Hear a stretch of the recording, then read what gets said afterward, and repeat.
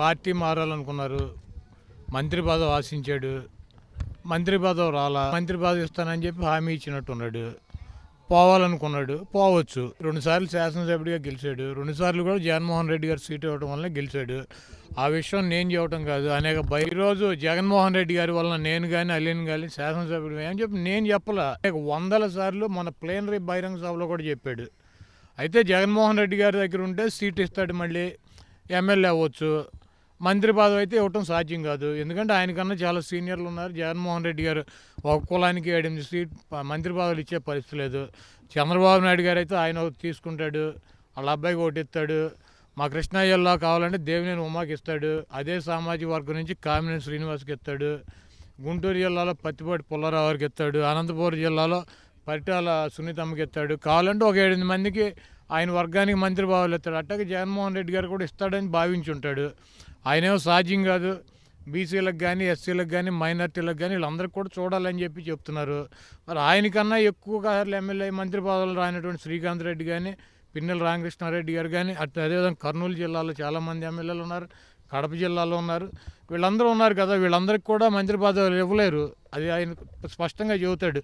మభ్య పెట్టేటువంటి కార్యక్రమం జగన్మోహన్ రెడ్డి గారు చేయడు. నీకు ఎమ్మెల్యే సీట్ అయితే ఇవ్వగలను, నువ్వు దానితో సంతృప్తి పడితే సంతృప్తి పడు, లేకపోతే నీ దారి నువ్వు చూసుకోమని చెప్పినట్టున్నాడు. కాబట్టి నాకు మంత్రి పదవి ఇవ్వలేదు, నాకు స్పీకర్ ఇవ్వలేదు, నాకు డిప్యూటీ స్పీకర్ ఇవ్వలేదు, నాకు విప్ ఇవ్వలేదు, నాకు చీఫ్ విప్ ఇవ్వలేదు, మా తమ్ముడికి ఎమ్మెల్సీ ఇవ్వలేదు, మమ్మల్ని ఏం గౌరవించాడని చెప్పి ఆయన అడుగుతున్నాడు కదా టీవీలో. ఇప్పుడు జగన్మోహన్ రెడ్డి గారు చాలా స్పష్టంగా చెబుతున్నాడు, ప్రజల్లో ఆదరణ లేనటువంటి నాయకులు పదవులు ఆశించి మంత్రి పదవులు కావాలి, నాకు కూడా ముఖ్యమంత్రి పదవి ఇవ్వండి, లేదా నేను కేంద్ర మంత్రిని చేయండి ఆశించి నా దగ్గరికి ఎవడో రావాల్సినటువంటి అవసరం లేదు. జగన్మోహన్ రెడ్డి గారు ఈ టర్మ్ ఇవ్వకపోతే నెక్స్ట్ టర్మ్ ఇస్తానని చెప్పి అటువంటి దొంగ మాటలు చెప్పడు కదా, ముక్కుసూటిగా చెబుతాడు. నీకు మంత్రి ఎమ్మెల్యే సీట్ ఇస్తా, నువ్వు పోటీ చేయి, నీకు మంత్రి పదవి ఇవ్వడం సాధ్యం కాదు అన్నదే ఆయన స్పష్టంగా చెబుతాడు. క్యాబినెట్లో ఎవరిని పెట్టుకోవాలి, ఎవరిని తీసేయాలి అన్నదే ఆయనకి సంపూర్ణమైనటువంటి హక్కు ఉంటుంది. కులాలు చూడాలి, బీసీ ఎస్సీ ఎస్టీ మైనార్టీ ఉన్న 25లో 151 మంది ఎమ్మెల్యేలు ఉన్నారు, 25 మందికి ఇవ్వగలిగారు. నేను 4 సార్లు శాసనసభ్యుడు గెలిచారు, 2.5 సంవత్సరాలు మంత్రి పదవి ఇచ్చాడు. తర్వాత నాని ఈ కారణాల వల్ల నువ్వు తప్పుకోవాలన్నాడు, మీ ఇష్టం సార్, మీరు ఎట్లా కావాలన్నాడు చేసుకోమని చెప్పాం. పేరు నాని గారు కూడా 4 సార్లు పోటీ చేసి 4 సార్లు గెలిచాడు. అనేక మంది, కనీసం శ్రీకాంత్ రెడ్డి గారు కావచ్చు, లేకపోతే అదే జిల్లాలో ప్రసన్న కుమార్ రెడ్డి కావచ్చు, వీళ్ళందరూ కూడా మాకన్నా సీనియర్లు కదా, 4 సార్లు 5 సార్లు గెలిచారు.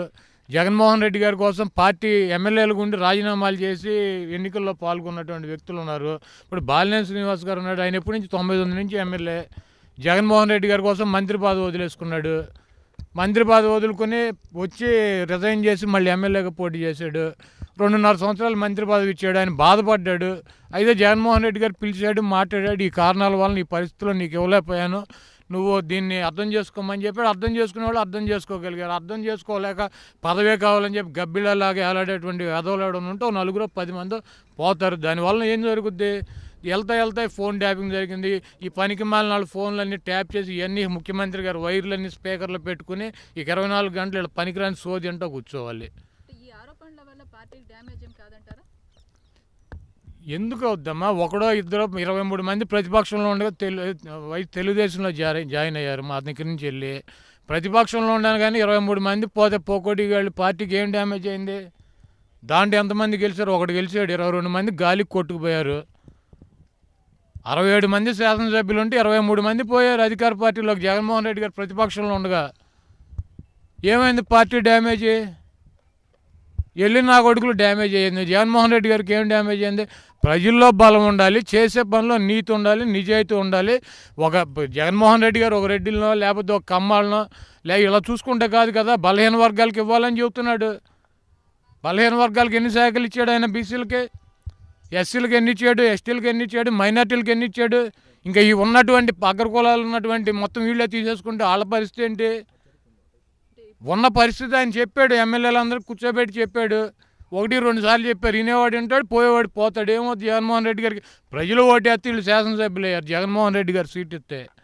ఈరోజు జగన్మోహన్ రెడ్డి గారి సీట్ అవసరం లేదు, మాకు చంద్రబాబు నాయుడు మంత్రి ఇస్తాడు అనుకుంటే అసలు ఆడి ముఖ్యమంత్రి అయ్యే పరిస్థితి లేదు. ఆడి మంత్రి ఇచ్చేది ఏంది?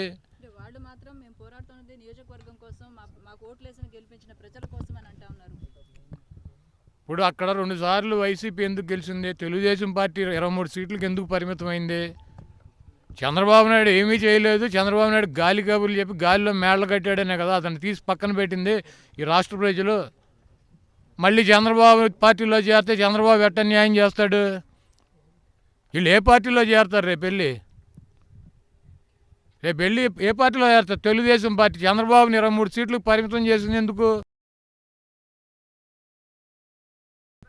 అతను చాలా స్పష్టంగా చెప్పాడు, మీకు పార్టీ ఏం అన్యాయం చేసిందంటే నాకు స్పీకర్ ఇవ్వాలా, డిప్యూటీ స్పీకర్ ఇవ్వాలా, నాకు ఆ క్యాబినెట్ ర్యాంక్ ఇవ్వాలా, ఈ క్యాబినెట్ ర్యాంక్ ఇవ్వాలా, 100 మంది క్యాబినెట్ ర్యాంక్ ఇచ్చి నాకు ఇవ్వాలా, కోఆర్డినేటర్ ఇవ్వాలా, జిల్లా అధ్యక్షుడు ఇవ్వాలా, మా తమ్ముడికి ఎమ్మెల్సీ ఇవ్వలేదని అతనే చెప్పాడు కదా. మేము చెప్పినవి కాదు కదా ఇది.